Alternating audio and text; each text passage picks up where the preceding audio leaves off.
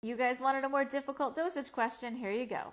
We're going to infuse our critical care drug X at 35 milliliters per hour. The concentration of our bag is 1 milligram of drug X and 250 milliliters of normal saline. Calculate the dosage in micrograms per minute, rounded to the nearest tenth. So there's a lot of things we have to go through to get to our mics per minute. We're going to start out with microgram per minute to the left of that equal sign. So as I start every problem, we want to match our micrograms on the left with something micrograms here. So we're going to look back in our problem and say, where are the micrograms? We don't have any, right? So we know we have milligrams. So the first thing we're going to have to do is start with a conversion. So we're going to go put our 1,000 micrograms per 1 milligram, because that's our conversion factor to milligrams. Then we're going to look at our numerator. We want something with milligrams that's going to cancel out. So back to our problem.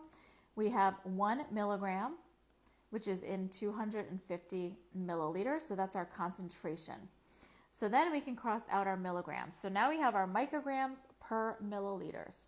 So now we want to find something with milliliters. So we'll go back up to our problem, and our dose that we want is actually our rate. So that's 35 mLs per 1 hour.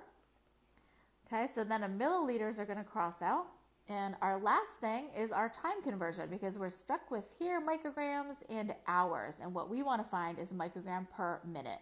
So that leaves us with our time conversion of 1 hour equals 60 minutes.